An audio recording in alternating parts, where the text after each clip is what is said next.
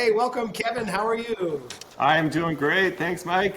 Thanks All for having right. me on this awesome new podcast of yours. It's really Yeah, excited to be a part of it. I'm super excited about it. It's super fun, and I think people are liking it. I was just texting Ted Kowalczyk, or Tim Kowalczyk, sorry, about doing on the 26th. So he's coming. I got Amy Irish tomorrow. You ever seen her surface decoration? Oh, I haven't, no. Oh, it's unbelievable. I got to Ti- work on her. Tim and I are good friends, so that'll be a fun one. He's a good guy. He seems like a really fun guy, so Yeah. I reached out to him today, and he said, "Yeah, sure, that'd be great." Yeah, you're friends with everybody. Meg Yarnell said hello.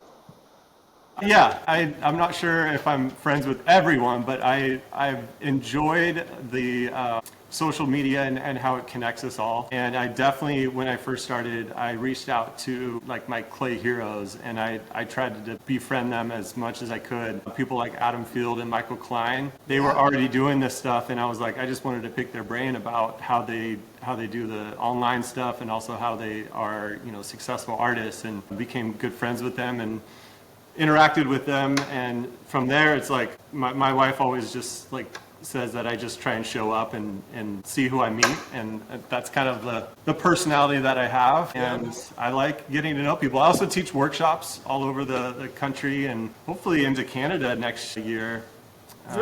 So I love teaching workshops in person because I think you and I are a lot alike. I just like people, you know. yes. I'm a golf pro for a living, so I get to chat with people 7 months a year. I just talk all day. Such a cool. That's funny. I think I have a similar profession. I'm a teacher. I get to chat with people all day long, and then I also get to do my pottery on the side. But Yeah. it just happens to be that I teach ceramics. So That's very cool. You don't get to find that too much in high schools anymore. That's a nice program to have. it's been an incredible journey. I took a class in 1997, so the late 1900s.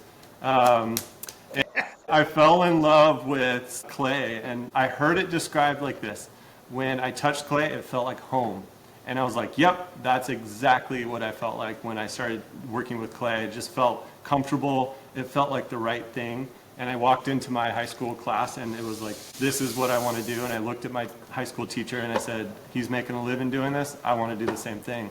And it was from that moment on that I really had a trajectory to like become a ceramics teacher, to teach the thing that I fell in love with at the same age. And then really it was like only 8 years ago that I was having a walk with my wife, and I was like, hey, I think I want to give this like pottery business and this like selling a try, and like actually give it a go. And that was right at the time that Instagram was turning into like a big platform and medium or like media for potters, artists to showcase their work.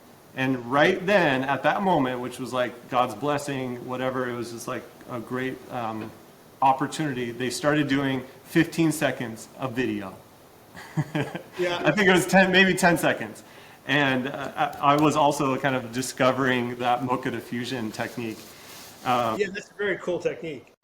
And so I was like, this is what I'm going to put out there, because people obviously really grabbed a hold of it. I was trying everything and anything to like, at that time it was like about going viral, but I don't view social media like that anymore. But when I did go viral, I was like, okay, this is like a beautiful technique. I know I can marry this into my work somehow. And I just started, discovering and thinking through how I could use it in my work.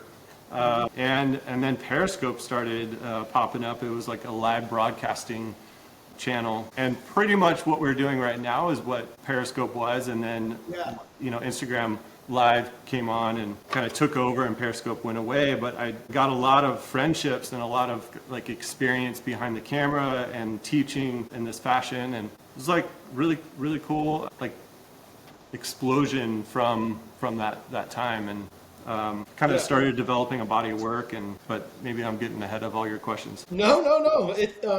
Yeah, and it's been fun to be a part of. I was kind of known as the live guy for a while because I just went live every day. Because I told people, I said, I go live because I want someone to talk to. I'm sitting in the studio by myself. You know what I mean? Yes. And then and it got just so cool. Like this morning, I was live for a few minutes, and a lady said hi from Northern Ireland, and another lady said hi from Pakistan, and I'm like, this is cool as heck, you know. So Yeah. yeah, it's kind of fun, and like I said, the possibilities are endless. And you know, I learned watching YouTube. Oh, okay. I taught myself how to throw because I'm obsessive compulsive, and throwing is hard. And I was like, I'm going to get this. Because it was the same thing. That feeling you said you had when you fell in love with clay, I got that at about 30 years old. Okay. Yeah.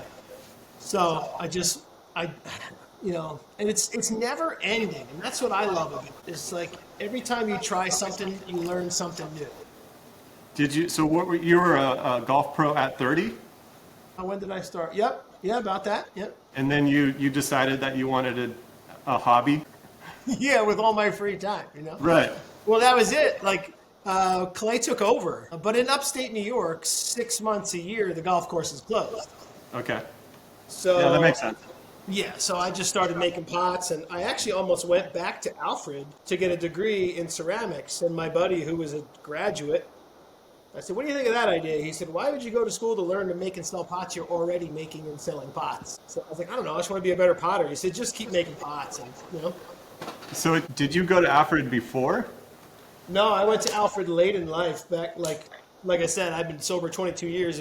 The first 20 something years was one big party. Okay. So I started late, and I went back to Alfred actually as a theater major. I was a thespian. Interesting. It was fun. You know what? You know what's really hard? Acting. You know, I'll never forget. I was taking an acting class with this guy Steven. He was like a Broadway Shakespeare guy.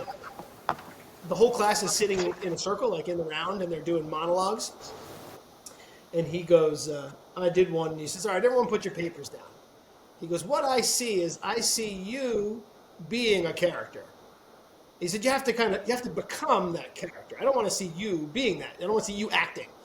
So he goes, everyone put their papers down, and he just goes, click, and he just turns into somebody else. He was sitting right next to me. I remember going like, what is happening? And he did Hamlet, and I still get chills like thinking about it. And then he goes, scene, and just came back to, it was just like, whoop, whoop, and he was somebody else again. And I was like, that is the skill that I do not have. That's pretty intense, and I think I could equate that to like artists and ceramicists, like how you want to find your voice and you want to find your own identity in clay. And the first thing you do is you look at what other people have done and you try and emulate them and you kind of copy them, and it seems like. Good afternoon, Aztecs. And Thomas Brody, please come up to the front office. All right, we got an hour. Thomas Brody, please come up to the front office. Amos is in Thank trouble. you. So yeah, where I was going with that was like you emulate other people's style, and then you end up like kind of just mimicking them, and then it's not until you kind of create your own work from that you like start to get your own voice. But maybe it doesn't connect exactly, but it is hard to act. It is also hard to like find your own voice in clay. Yeah. And that's one thing I try and teach my students. Like I have a beginning and advanced students. So advanced in the sense that they take it a second year. Yeah. And I get them to the point where, hey, you've emulated a lot of these styles and you looked at a lot of art, but what's going to make it unique and what's going to make it your own? How can you find your voice in your Attention, Aztecs. A correction. It's Brody Thomas. Can you please come up to the front office? Brody Thomas, please come up to the front office. Thank you. Which, you know, that's kind of a common theme on this show is, you know, take your time and let your pots develop. You know, they will come, just keep making pots. You know, I think people get discouraged, and I can see it's, you know, it's easy to be discouraged with social media when you see people making these amazing pots and you're like, oh my God, I suck so bad, you know, and just keep making, and then your voice will come, you know? Yeah. Speaking of making cool stuff, I really love that landscape series you did. I see one of them back there. Yeah, thank you. How'd you come to it? Well, that was one of those moments where I was just playing and wanted to try something different than making pots. I had kind of been making and selling my landscape series, landscape pottery, for maybe 5 years. Mm-hmm. And then one summer, actually I think it was it wasn't a summer, it was the beginning of the year, so January, February, I decided that I wanted to make something large because I'd kind of stayed away from things that were large because it was hard to ship, and those don't really sell. A mug sells. Yeah. Yep. So I was like, I'm just going to make something big. And so I had always practiced and thought about two pieces, two forms put together to make one form. And that's really how the Koreans made their moon jars. Yep. That's not what, I'm not aiming for a moon jar, but that was the same process. I actually call them these moon vases because, there you go. Flipperoo. It's not a jar at all. It's more of a vase, in my opinion, but for me. But I'm using the similar technique of putting two pieces together, and I wanted to make larger pieces that were lighter. And I love giving like students the permission to like take an easier way out, not to cut corners to make it look bad, but like, hey, there's other ways. You don't have to put 14 pounds of clay on the wheel and try and throw it and muscle it through. You can do 2 6 or 7 pounds and then end up with two forms and put those together. So I challenged them with that. But anyways, I wanted to make something big, and then I looked at it and I said, this has been done. This is like, I've seen this, right? It's a vase. Yep. So what can I do? I just wanted to get some texture, something different. And I've been going from very tight form pottery with kind of loose decoration, but trying to control it and using a medium that is hard to control. So I was kind of getting frustrated with that, but wanted to loosen up a bit. And so I just took all my trimmings and all the extra pieces from and I just started applying them to the surface. But I also tried to consider the rule of thirds and form and balance, and I applied them that way. And then from there, it was just fun. I was just really having fun. And then I started developing some glazes for the soda kiln that were a little bit different in the way that they melted earlier. So they're kind of low fire glazes that they kind of dripped and drooped down, and I was putting them in the soda kiln. And so I started applying slips and decorations and found rocks, and then also applying these new glazes just to see how they would react and respond. So many good things come from just playing. I try to teach that every time I teach a workshop. I want them to just say, it's okay if you screw one up, just make another one. Yeah. It's clay. It's called reclaim. It's just throw it in a bucket, and tomorrow morning wedge it up and make it again. Don't get so attached, right? Learn from your failures. For sure. And that's one thing that, like, I tell my students that I like, my phrase is have fun, be creative, and really it's about the creativity will come when you're having fun. So it's in those moments. And so that series came out of just exploring and having fun with the clay, but also realizing that like I wanted to try something different and see if I could achieve something more than just pottery. And that's really what came out of those. Yeah, no, I super dig those. I used to mess around with all chunky stuff, like playing with the wheel sludge, just slapping it on there, the wheel slip. Yeah.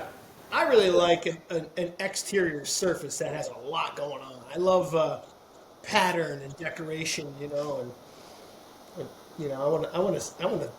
want it to look like something's going on. I started doing these flower things a couple of months ago, thanks to Matt Scheiman. Yeah. Remember Matt? Oh yeah. I'm a huge influence in my picture form that I make. Yeah, exactly. That big, tall kind of neck. Yeah. Yep. I like that piece you got behind you. That's kind of Chris Gustin-ish back there. Yeah, you know what? So from this series, I kind of rode that wave for a couple of years, and I kind of put a pause on it. I did have a solo show at a local museum in Lancaster, and that was a really cool experience. I got to show maybe 6 or 7 of those, and they actually purchased one for their permanent collection. And I just feel really blessed, and I have pieces kind of waiting to go into galleries, and they're on artsy.net. Through another person that is representing me. And then we can't sit still. You said this, I think, in your last podcast, like, even as a fine artist, like, I'm not going to just keep making the same thing. Like as a potter, I felt like weird just kind of churning out the same stuff. which I understand there's a market and there's a reason, and I wholeheartedly believe in it, but I want to explore more. So this line is also, it's crazy. It goes back to my college experience. I was making these rocks out of slabs and wrapping them around newspaper. These I'm making them out of coils and kind of building them up and wedging in found rocks. And I think this is a line that's coming from this, thinking less about pottery and more about form and surface, and trying to a little bit further than that. There's another one off camera too. I've always avoided giant pots just because of all the work that goes into them, and unless somebody like ordered one or wanted one, I'm like I just see that giant head that I made the other day. Yeah, that was fun. Yeah, so I'm like, all right, screw it. I have a ton of reclaimed clay here. Why not? I'm just gonna have some fun. And I've always kind of shied away from it because, it's 35 pounds of clay. I could have made 50 mugs out of that, and it takes up so much room in the kiln, and then it takes up room in the studio, and like you said, not many people are buying those. Those tend to sit there, in the corner and not get sold. But you learn so much from just going down that road. I do. Yeah, playing. I think I've always used mugs, and that's what I'm doing right now. I'm using mugs as a way to play in my pottery game. Different forms, different ideas, and that kind of leads me into my newest project, creating 100 different mugs. And I want them all to be 100% unique in the form. I hope to make each handle unique and different. I think I've started to repeat some of the same handle. It's hard to create a different handle for each one, but with the intentions of filming and learning how to use a digital camera instead of using my phone, learning Premiere Pro, and then putting kind of more of a higher quality video onto YouTube. Not in the intention of like trying to be viral or trying to get ad revenue or anything. It's more just I need a new challenge in my work, in my life. And what a better place to start than with mugs, right? Like I can kind of churn out a mug every 2 or 3 minutes. And with these big forms, it's like, okay, this is like 3 or 4 weeks of letting it dry and building and developing and exploring the surface. I guess I could make smaller maquettes and forms of these, but I really like the spontaneity of where the coiling takes me. With the bigger forms. But I've already made about 50 mugs and filmed most of the process, and I got through the filming of it and realized the quality of the video is not high quality. No. I just didn't click the right settings on my camera. So now I have the right settings so I can get a crisper quality, and then I'm learning how to edit. So I'm kind of torn between putting that footage out there and just refilming. But I think that's part of the process is I think people want to see like where you started and as you're developing, because everyone's going to make those mistakes just like I did, and I want to be able to share that. Yeah, and just like this podcast, it started one place and it's going to hopefully turn into something totally different. Who knows? But I started making these giant coil vessels. Once I did that head the other day, I just started doing big giant like bottles and vases, and I have to kind of hang on past a 1.5 foot because I start to go, all right, I don't know if it's just crazy ADHD or I'm like, can I make this thing 5 feet tall? Yeah, I just got to mentally stay in the game, if that makes any sense. I start to go somewhere else. Yeah. It's my life in a nutshell, I think. Practice some discipline and just force yourself to do a 3-foot vase and see where it goes. And maybe that's not what you're going to end up doing, but it's the challenge. And same thing with this, like these 100 mugs. Like I could make 100 mugs that I know I could sell, but I'm going to make 100 mugs that I know I'm just going to like use as a tool to learn and not think like this. I have to make this to sell. I can afford that because I'm a high school teacher and that's where my income comes from. Other people maybe just don't have that time, or maybe they do. They just I don't know. I think selling has to be kind of one of the last things you think about. Yeah, I hope so. I think that'll make your ceramics better. Unless you're a full-time potter, you have to, like you just said, we're lucky to have jobs. Yes. I'd love to make ceramics for a living, but I would hate to make ceramics for a living. You know what? I've seen the ceramic artist that does it for a living. They work hard. It is such a big job. It's really hard. It's really hard. I commend those people. Those guys are incredible. They hustle. I mean, I hustle too, but it's like I'm kind of hustling in two different realms where I'm full-time teacher and then part-time potter and then dad and husband and whatnot. But yeah, it's a different hustle. Than I'm like, I love teaching. I love this. My profession as a teacher, as a high school teacher, I get a new batch of students every year. I get to kind of mold and shape them and bring out hopefully their best qualities and get them to think about clay and art in a different way. My buddy just stopped by about an hour ago, a guy who I play golf with and play some tournaments with, and he's in my studio and he's looking at some of the pieces and he goes, the fact that I know you and you made this blows my mind. I love it. I'm like, wait, what do you mean by that? No, he's paying you a compliment. Like it's He kind of was. It's around it. My friends don't give me compliments. They can still give you a compliment and give you crap, 100%. That's what my family does. You know what he was saying? It was pretty funny. He makes pretty good money. He's like works for some big healthcare company. And he's looking around the studio, and I said, I got to go. I got a podcast coming in. He says, you make these things that touch people's lives in a positive way every day. And he goes, and everything I do is nothing but pure negativity, and I make so much more money than you do. I was like, you can get out of my studio now. He's like, no, it's not right. I'm like, I know. Yeah. Well, I would rather live in the headspace of where we live than 100%. have to manage and deal with what he's talking about, the negativity and that. I mean, the money would be nice, but honestly, what would we do with more money, Mike? We would just buy a bigger studio. We would just everything that we do now, we would just do it bigger and better. It's like we don't need more money because we got a wheel, we got clay. Clay's the cheapest material, and it's like so definitely it shouldn't be the first thing on your mind. But I understand there's a lifestyle that you have to maintain. You have to put food on the table and pay the bills. But yeah, I don't know. You see what Ron Philbeck said a couple of episodes ago? He says, I know friends that say when the guy delivers the truck full of clay, they should just drop it over in the bin. Just drop it right in the dumpster, because that's where it's all going. Yeah, I could. So you went to Cal State? Yeah, Cal State Fullerton. Got my bachelor's of fine arts there. My professor was Vince Suez, really great artist. I was fortunate to be a part of a school that has a long tradition in history and ceramics and education, and it was really, really neat experience.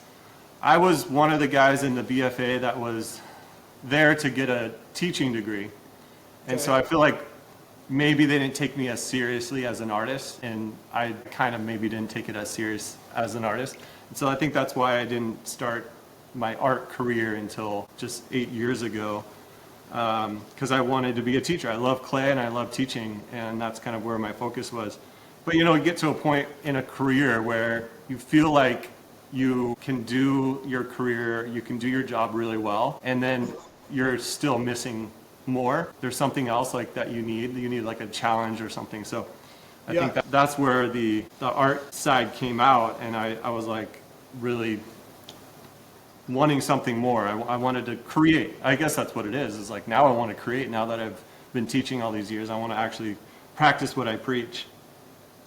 For me, it's golf has been my happy place for so long. I was on the golf course just playing golf, and since I was 5 years old. But I never found that release that I get in creating something. You just can get lost. Ever just get lost in a piece and you don't even know what time it is? You're just everything shuts off around you. You're just right here. It's such a great feeling. Yeah. Sometimes get in and step away from the family. Do you have a studio at home? I do, but I don't like working there.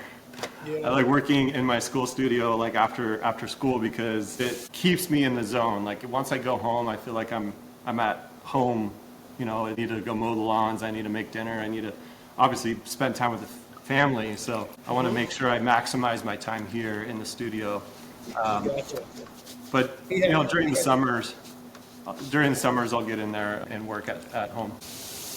We have, what do we have right now? We have 13, 15, and 16. So pray for me. I will, man. My stepdaughter, she just started driving, which is like, it's so great, but at the same time, it's really scary setting them out there, you know? And she's a really good driver, but at the same time, it's just terrifying. Yeah, I have a 10 and an 8-year-old, 2 daughters. Okay. But I've been teaching this is my 17th year teaching high school. So I always say, like, I've had kids for 17 years and they've all been teenagers. So Yep. I'm excited about the teen years. I know that it's a lot different when they're your own, but I think that's the grade that I chose to teach because I really like the interaction. I like the conversations and the growth that happens in those years. Yeah. But it'd be interesting to navigate that. There's nothing better than saying I told you so. What? Oh, that's such a good dad joke right there. What? Your studio is in your house? Yeah, so we bought this, or my wife bought this house, 10 years ago. And I can look out the window and see the school. The high school and the elementary school are right down the Wow. street. Okay. It's cool. So we're like in the village, but outside the village, it's all woods behind our house. And the guy that owned this was the shop teacher for 30 years. And so he also was a boat builder. So this studio was made for him to build boats. So we cleaned it up and made it into, my wife does woodwork. She's a wood artist and she has a frame shop. So that half the studio is wood and then this half is clay. So yeah, it's fun. That's great.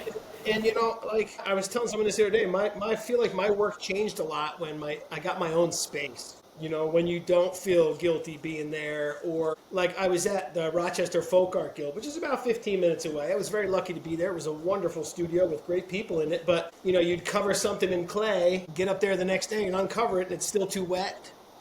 And you're like, oh man, I just drove up here for nothing. But now I can like leave this strip on the table and go have a sandwich and come back and it's ready for me to mess with it, because if I stay here, I'm going to mess with it while it's too wet. So it's nice to be able to get away. Yeah, it's nice to have the community, but it's also nice to manage the moisture, right? That's what you said the last one. You were like, we're just moisture management. Moisture management. That's all clay is. You know, but then I'm like, you know, like you were saying about not sitting still. Here I am. There's a space downtown that the church is selling, the building next to the church. And I told my wife that would make a great community studio. You know, why not? Because then you turn into a business owner and not a potter. Yeah. Yep. So, anyway, so let's get back to, so you did you got some tools and stuff on Amazon. I love that brush. The glaze brush. Remind me of. On the drill, it's a brush. Oh, really? Didn't you post that? Oh, sorry. Yes. I thought it was like a brush that you use for glaze, but yes. It's just a rotary attachment that has it's really a cleaning brush. Okay. And so I saw like that and I was like, oh, if you just kind of put that over your screen as you're sieving your glaze, it goes a little bit quicker. Yeah. So, you know, 2 things that I've kicked myself over is, number 1, not creating an email list earlier. Yep. And number 2, like not capitalizing on YouTube and kind of like harnessing the power of the internet. And that's one of those things where Amazon, if you become an affiliate, you can post things and whoever clicks on that link, you get a small kickback. And it's like, well, these are things that we already use in the studio and things that like really help and transform what I do. And that's what I try and post. And, you know, it's not just like kids' toys and whatnot. I know there's a whole business doing that, but I think those little things kind of add up and it really helps drive traffic. It helps people get information, helps get people products, and share information. Like I'm all about sharing and if I get a little kickback from it, that's great. But I think that's a great tool. The other thing is YouTube, where I feel like I should have put a lot more effort into YouTube a long time ago, but it's never too late to start. So that's why I'm pushing my efforts into YouTube, because I love the long format videos. Yeah. Because those are something that I'm like, I can be very proud of, whereas a reel or, a short is that. It's just short. It's not going to be long lasting. It might be viral, but I want something to like really last for a long time, like what we make. We make pottery that hopefully lasts a lifetime. And why not the content that I create and the quality that I film in? So I think those are some things that I'm learning the hard way that I hope people kind of see and recognize, is like harness the value of the internet and how it all connects, and maximize your time and effort in it. And then also like put things online that you're proud of and that are of quality that can last forever, just like your art. Yeah, that's a really good point. I never thought about that. I learned by watching YouTube. I watched Simon Leach. Remember Simon Leach? Yeah, of course.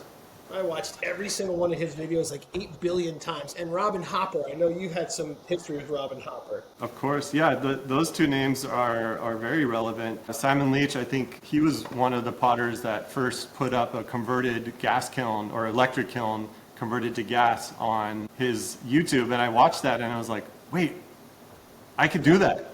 Yeah.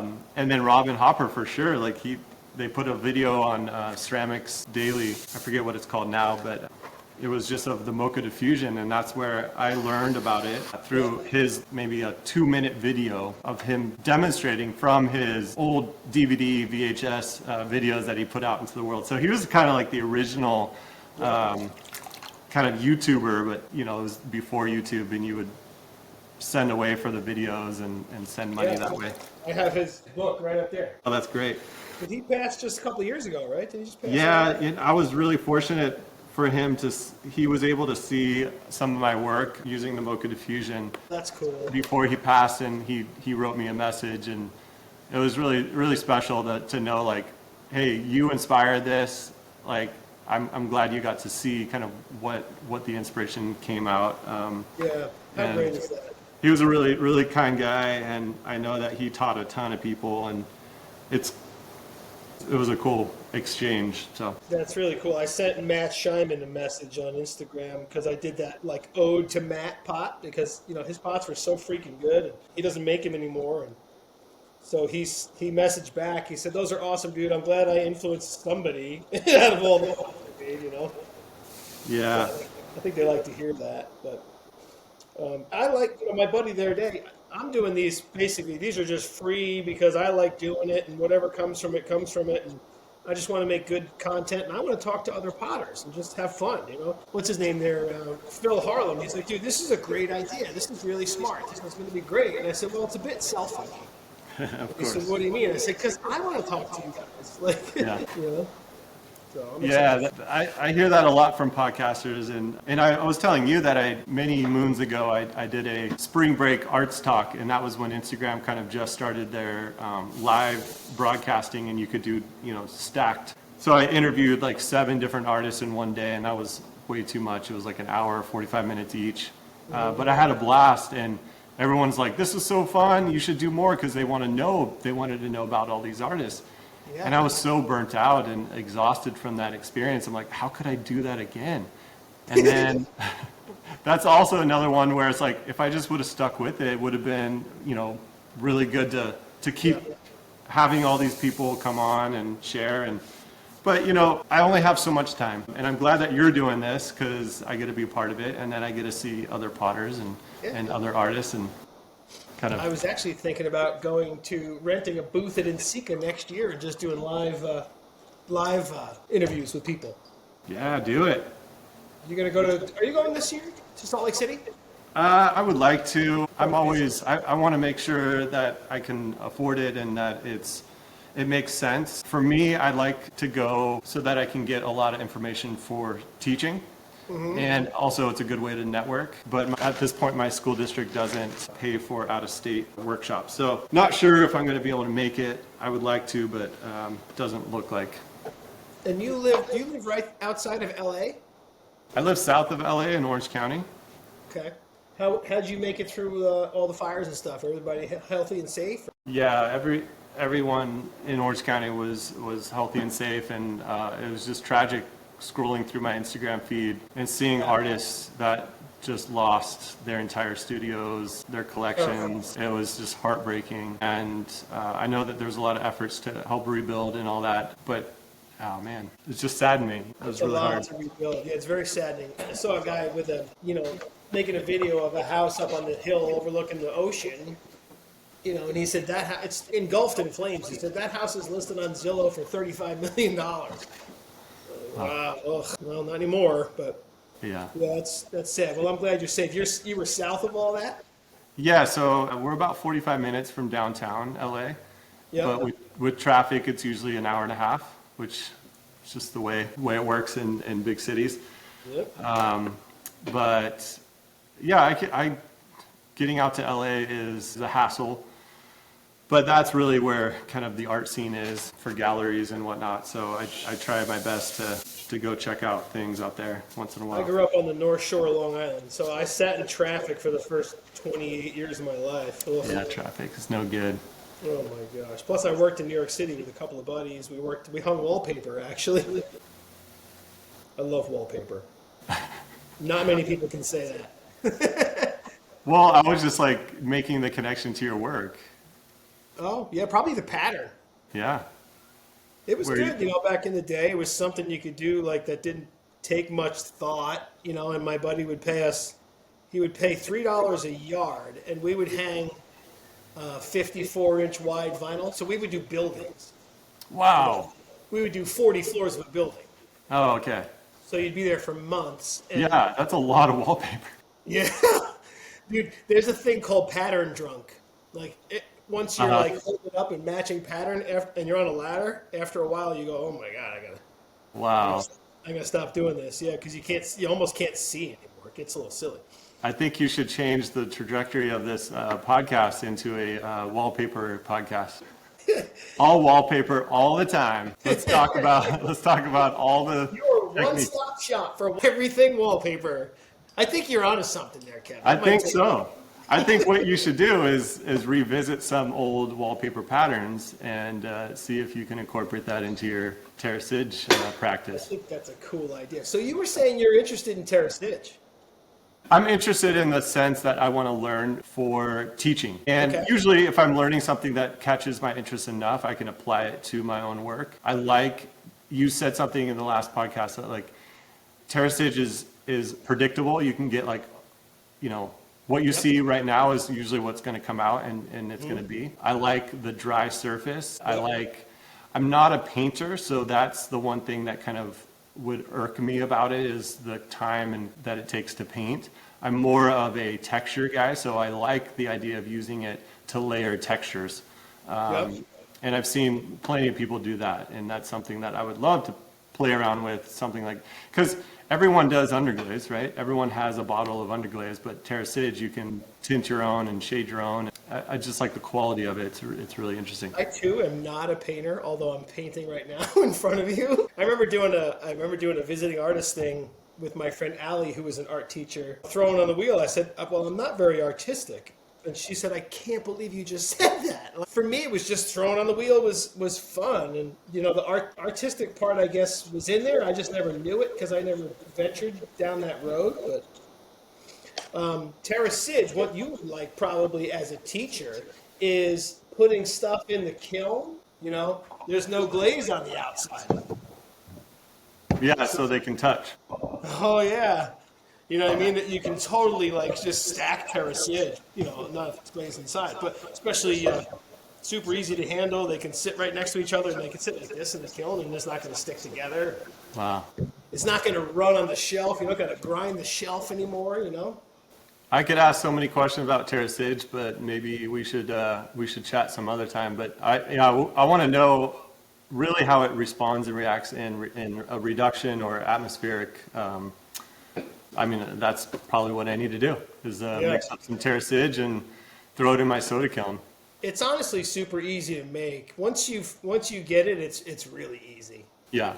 I've actually done a test of a ball clay terracage that I mixed up for students, and I thought some of the surfaces were pretty cool. So I need to dive into it. Coloring it is another thing because I know reduction, soda firing, some of the colors will burn out, but Yeah, I still am yet to get a good green. Like this I made today was just kind of messing around. beautiful. And the only reason I'm messing, so that's another road to go down, is like this plate I did for fun just because I wanted to try a square plate. I tried to make it dry as slow as I could, and it got a little warpy in the middle. So at this point, I try to teach, when I teach people, I said, at this point, this is a test tile, so you should have as much fun as you can with this. Because you already lost expectation for it, right? Yeah. Just have at it. So we're going to see what comes out of it. See, so the green is now most likely going to burn off. Oh, really? Okay. And I don't know why. I really don't. I wish I did. I think I might need to use a red clay as the base, like red art. Yeah. But then it would be brown. So, I don't know. Continually trying. So, what else do I got here for you? So, you know Mike Stumbris. Did you meet Mike Stumbris, or? I did. I met him just passing through. He makes wicked pots. So there's a few that I look up to, some artists and potters that I looked up to, and his work is something to be admired. Yeah, it's unbelievable.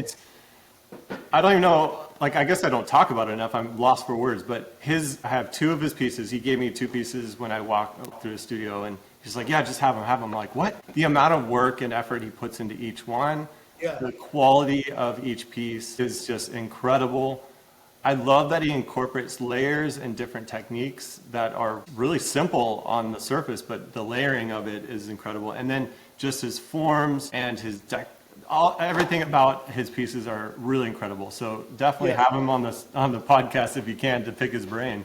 Yeah, I absolutely will. And I couldn't agree more. Was he an Alfred guy? Was he a grad student? I don't know much of his history or anything. Whenever I travel, I try and connect with the local potters or like local artists that I can find on Instagram that say yes and answer their direct message.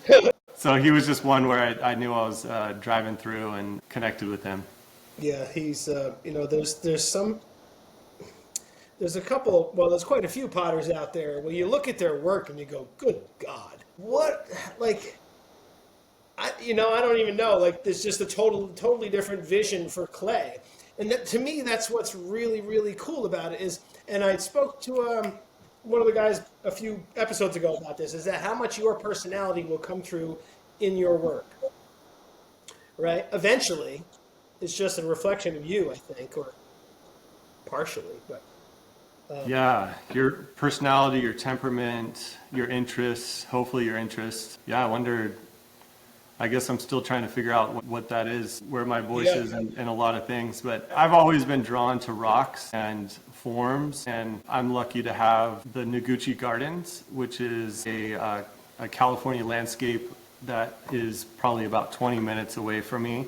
Sama Noguchi made this incredible garden with 4 different regions. You have to look it up, but he did it through trees and rock formations and this really beautiful river that flows through. And he has 1 or 2 rock sculptures where he kind of stacked and carved rocks so that it looks like as if the rock is sitting on top of another rock, but kind of smushed together. Really? And that's kind of always inspired me. I actually don't remember the name of the piece, but his that work right there, it just is kind of like what I think about when I make these forms, and when I make, not trying to emulate it, but it's like that's so inspiring to see just a stack of rocks. Then I went out to Tahoe recently with my family, and those rock formations happen naturally in nature, and he was just using inspiration from those rock formations to represent California landscapes. And I'm just so drawn to rocks, and it's like, oh yeah, rocks are what we're working with. I mean, I'm just thinking about the form, like the bigger form of a rock and how it looks and how it sits and its mass. So I've done a lot of riffs on rocks, and maybe that's, I don't know. I've always loved or been enamored with the artistic brain.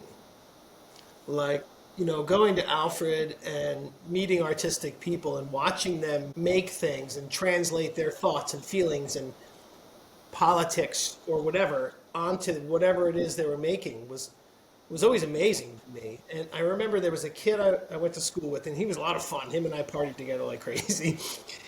He was a metal sculptor, a glass blower, and a ceramic artist. And his graduating card he was handing out, it said specializing in metal fabrication, glass, and random acts of destruction. So, because what he would do, this was way before 9/11. Back in the day, him and I went to the local gun store and bought, 4 big bags of black powder. You could just buy it. 2 18-year-old, 20-year-old kids. Thank you, and walked out of the store. Jeez, yeah. And he would dig a hole in the ground, and he would very meticulously shape this hole, right? Big sheet, about 6 foot by about a foot deep. And then he would lay a piece of really thin steel over it. And then he would put a big pile of black powder in the middle of that thing of steel and cover it with dirt and rocks, and then run a fuse about 50 feet away. And he would light it, and it would go boom, and all the dirt and rocks on top would make sure the explosion pushed the steel down, and it would bend into the hole in the ground he built. And then he would stand it up and weld something to it, and that was a sculpture. It's like, where did you get this idea? It's like, it's just genius. Yeah. Oh, man. Yeah, he was a cool dude. He had a piece in his graduating, his final show, and it was about 3 feet long and about a foot high, and it looked like a slice of orange, Mm-hmm. And coming out of the side of it, like this, sticking out of the side, was a metal bar, and on the end of the metal bar was a big glass ball that he had blown, and then in the side of the orange metal slice was a dent, like the same size as the ball, so it looked like the ball had hit it. Right? And I said, that's a really cool piece. He says, yeah, I call it stupid, stupid, stupid. I said, well, why do you call it that? He goes, you've never done this? Stupid, stupid, stupid. Like, you ever done something dumb and just want to hit yourself in the head? So I just love hearing where these amazing ideas come from. Yeah. You're like, oh, it's got to have a deep meaning behind it. Come on. Yeah, nope, it's just dumb. Yep. Stupid. So, I was kind of looking at your CV there on your website real quick. Did you used to work for, how do you say that? Is that Sim Tools or XIEM? Yeah, I just did a workshop there, and I think it's Green and Bisque is what it converted into. It's a different studio now, but that's just in LA, and I did a workshop there. Yeah, it's been really fun being able to workshop in LA. There's lots of studios. I've been up to San Francisco, Clay by the Bay, kind of all over, and workshops are so fun for me. Because I get to immerse myself in the culture of the studio and be able to teach them. The hardest part is leaving and not knowing, what they did with the information. Whereas I can teach here and see the students kind of progress. But it's such a fun experience. And I've been more recently teaching workshops on my soda firing building, like building a soda fire kiln out of I saw that. They're kind of going all over. Electric kiln, and I think I've done 6 of them now, and I have one in Chicago coming up, so that'll be fun in the summer. And then I know people have contacted me from all over, some in Canada and one up in Portland. So those are great opportunities to see kind of the local clay scene and get a feel for that. I love that. It's so much fun hanging out with other potters like that, isn't it? It's the best. I mean, like you said, you don't want to just work in your own studio and be bored, especially if you're making kind of repetitive forms. The time that you want to be alone is when you're really in the groove and kind of thinking through artistic things. But even at workshops, I'll demo something and I'll have some time to play and think and express and share, and I'll be like, oh, thank you guys for giving me that time to work out some ideas. Yeah. And then go back and work on those. I just taught a workshop at Arrowmont back in November. That's a great place. If you get a chance, I would say go there. Yeah, I actually was in Gatlinburg recently and stopped by. Nobody I knew was there, so I kind of hopped in and hopped out, just saw the kilns and whatnot. But it seems like a great place, and I would love to go there. Yeah, I know they have every 4 years they have some kind of big clay extravaganza that I was trying to get to, and then the pandemic hit. Do they? I know they do Pentaculum every year. That's a blast. Yeah, I think, is that it? Is that every 4 years or? I think, is it every, I don't know if it's every year or every 2 years, but I went to one in 23. Yeah, maybe it's every 2 years, something like that. Yeah, that's a blast. So that's what's really cool about that is it's just a whole bunch of really cool artists. There's metalsmiths, glass blowers, knitters, people making clothing. It was so cool to be there. That's really neat. I was there in October and I was having lunch with a guy and we were just chatting, a little older guy. And I said, well, where are you from? And he says, oh, I live outside of Charlottesville. I said, oh, that's cool. My brother went to the University of Virginia. And he goes, oh, yeah, I used to teach there in the med school. I was like, wait, really? What'd you teach? He says, neuroscience. He's like, I'm a bowl turner now. He turns wood bowls. Wow. Yeah. Yeah, it's crazy what clay can do to someone's life and change it. I know a lot of people that switch majors and they're like, I took a ceramics class because I needed it for my major. I needed something. Yeah. And then I dropped my major and now I'm a ceramics major or now I'm a ceramic artist. Yeah, I think you're episode 14 right now, and I think 4 out of the 14 started with a different major. Wow. Yeah, and most of them were drawing or painting, and they needed the elective, so they took it. Yeah, clay has always been calling me in the form of I love making with my hands, and I'd always play in the dirt as a kid. And I mean, I'd say most boys do, but that was truly like my calling was to continue to be working and making using my hands. And like I said, it just felt like home. So Yeah. made the most sense. We're almost at an hour. Do you want to check your camera battery? It hasn't Has it stopped beeped yet. yet? So yeah. Sweet, let's just keep going. So let's see what else we got here that I've written down. So are you a porcelain guy, specifically porcelain, or is that white silver? This is a Nara porcelain from Aardvark, and I like it because I was using B-Mix in the soda kiln, and I was having some problems of it kind of shivering off, or like where the soda vapor got too thick, it would just kind of flake off and peel off. So then I tried the next step up, I guess, would be porcelain. It's a really great forgiving clay body, and I think in clay, once I find something that works, I don't do much more exploring. Mm-hmm. That's just kind of my personality, and so I haven't tried all the porcelains out there. I've tried Coleman. Coleman looks great in the soda kiln, but I only fire the soda kiln to cone 6, so it doesn't completely vitrify.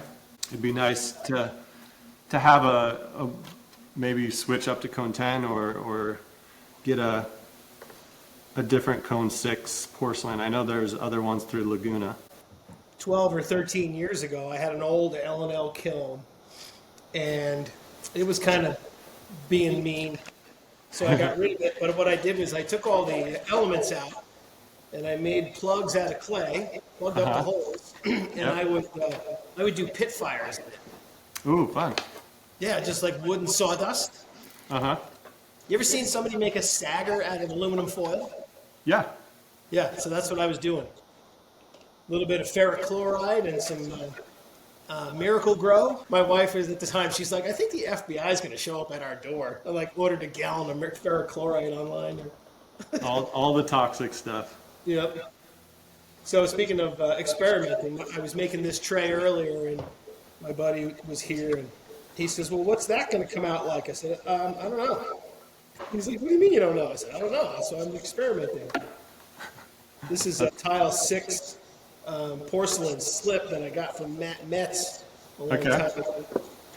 So I like the resist that it does, but I don't know what it's going to do on this clay body. I guess we'll find out sooner or later. Fun to mess. And I think for ceramics, it's like clay is like mostly about prep. So you need to prep everything and have your tools and your palette close by so that you can just grab and explore and play. Like if you're like, oh, I really want to, apply some slip right now, and you don't have that prepped and ready to go, then it's like you're never going to get to the next stage, the next level. So like in my studio, I'm just constantly prepping materials for my students and for myself, and that's really kind of where that came from, is I had all these materials that I'd been exploring and trying out, and they were kind of in my opinion, maybe failures. So then I was like, well, I'll just throw them all on this form because this is going to be a sculptural form and see what happens. And so I think maybe that's one of my advice for people is to like keep prepping the things that you want to use and have available, right? Like you never know when you're going to use terra sigillata, but if you have it available, you can just easily apply it. You can add that to the top of that, or is that a spout? Yeah, so I've been playing with this form for a while. It's a flask form. Oh, yeah, yep. And I oval it, and I usually hand build the top, but then I throw the spout. So then one person suggested, why don't you throw the top? And so this is my third one that I've done it with. And I would cut off this piece here and throw a bottom. Okay, so it's bottomless right now. Right now it's bottomless. I'll show you the ones I have ready to go. I need to decorate them. This is probably the better one, but I'll be teaching some workshops coming up on kind of throwing and altering, and so that's what kind of forced me to start thinking about this top a little bit differently so I could teach it in one piece instead of it being two. So the only hand-built piece is the piece at the bottom, and then this little handle. Yeah, I love a good flask form. That's a great form. Yeah, thank you. This has been developed over those like 6 years that I was doing the landscape pottery. And it just started off as a very simple flask, like oval flask with a top and a bottom and throwing top. And then I started incorporating the landscape, and then I started undulating this area here and kind of messing with the foot and making it so that it has kind of this peekaboo like kind of window in the bottom. And that's actually my reference to this form. Yeah. You can see all the way through. I try and incorporate some of those moments in each piece where you think you see it and then you kind of turn it and shift it and all of a sudden, oh, it's something different, or I didn't expect that. I love to have like a little bit of an angle on everything. Like, so when it sits on the table, it looks like it's kind of floating a little bit. Yeah. So I want the foot always to be a little bit like that. So you're like, there's a little bit of a shadow underneath it all the time. That's great. I don't know why I love that, but I did a little throwing the other day. These bottles, speaking of bottle forms. Oh, I love it. These kind of like pourers.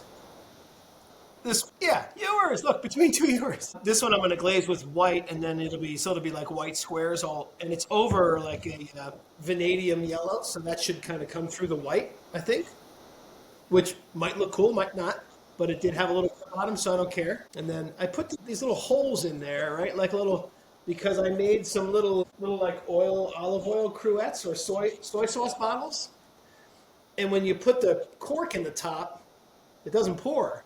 Unless you pull the cork out. So if I put a nice rubber cork in this thing, you have this as you can kind of make it pour. That's a great idea. That's a good addition. Yeah, because I was like, well, darn it.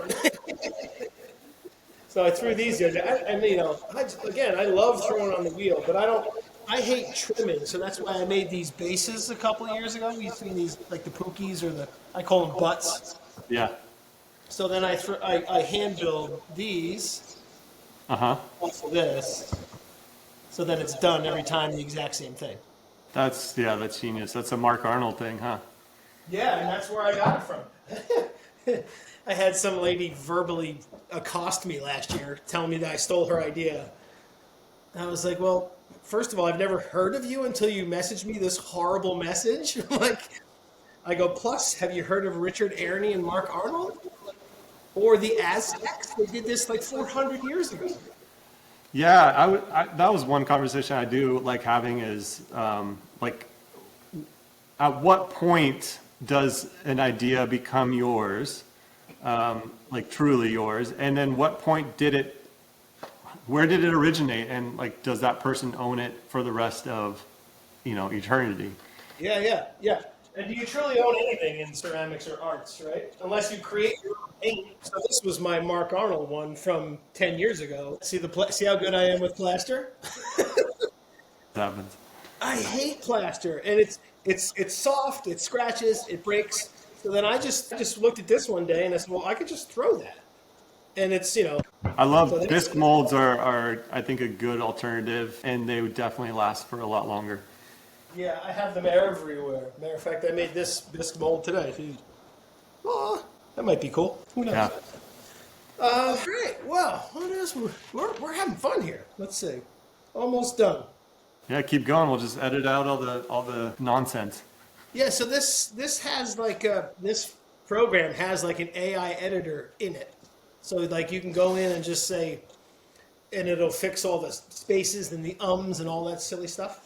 I was noticing on the last one, it looked like it was edited, and I was going to ask if you edited everything together, or does it have something like that? Yeah, I normally don't really edit much at all. Like I want it to be real. I want it to be kind of fun, but I also want to compress it a little bit so it's not so long. So there's a way to take certain pauses out. So it kind of will be a little bit choppy because they squeeze it together. Yeah, that's good. I do a lot of ums and ahs. Yeah, me too. My Searching for words, you know? My brother is like a CEO of this company. He's a pastor down in Texas, and he's the speaker of the house, man. So he's just he doesn't say Oh, wow. He's one of those guys. But That's going to be hard. I would be remiss if I didn't ask you how it was to meet Sharon Stone. That's the one that you want to talk about, Sharon Stone, yeah. Well, I want to talk about all of them. I mean, Well, Sharon Stone, I loved Sharon her. Stone was a delight. She was so kind and so. I was just shocked that she responded. So, like I said, I did this for potters. I did this for people that are interested in clay. And she started following me. And so I reached out right away and said, I would love to do a trade of one of your pieces. And this is probably 6 months to a year before she started even doing large paintings and selling in galleries. And I was just expecting, a small little print or a little something she drew. So she's like, yeah, I would love to. I need some like studio mugs. So I made her a set of mugs, and then she's like, okay, great. Come by my house and I'll show you the paintings I have, and we can do a trade. And so I got to meet her and see her studio. And at this time, now she's making 4 foot by 4 foot huge paintings ready to be in galleries. And still I wasn't expecting anything huge. And she was like, well, I have this one, and it's 4 foot by 4 foot, beautiful painting. And I was like, honestly, I don't have that much wall space, but I mean, I'm not going to turn her down. But I ended up with this beautiful painting of this woman kind of lounging. It's called Summertime. My wife and I fell in love with it, and it was perfect. It was a great trade, and she's been very kind and great artist. Yeah. There's a whole bunch of famous people that are making pots these days. I think Brad Pitt's a pottery guy, isn't he? I think he was one of the first. Like he did a while ago. I never connected with him, but yeah. Seth Rogen was the most recent potter, I guess. Yeah.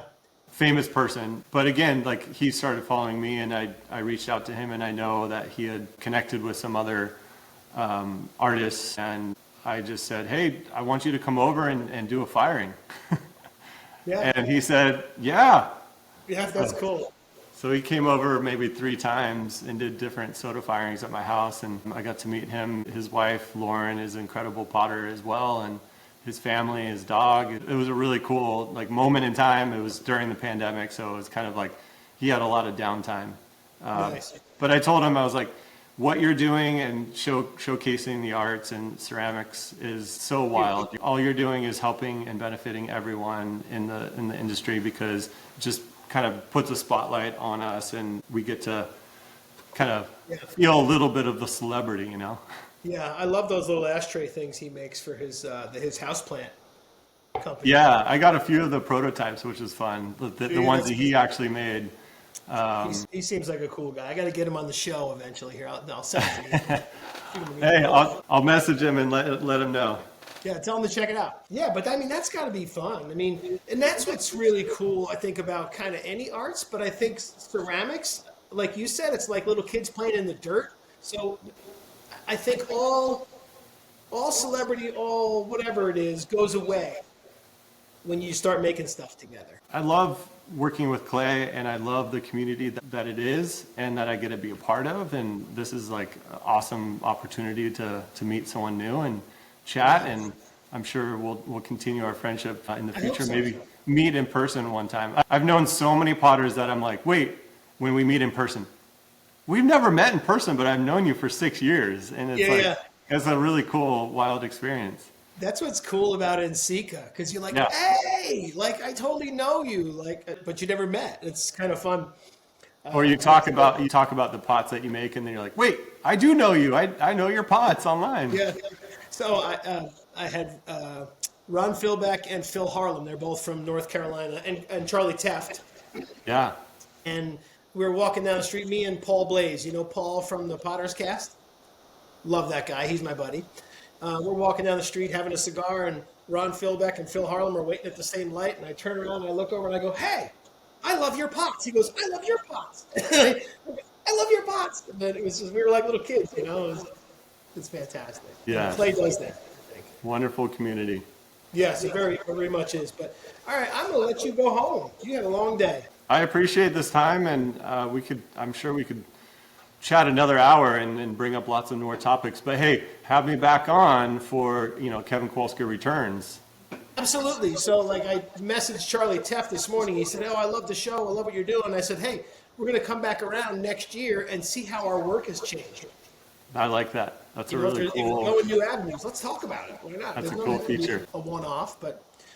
So what have you thought of for a tip? You got a clay tip, a tool tip, or a life tip? Sorry, not follow the clay.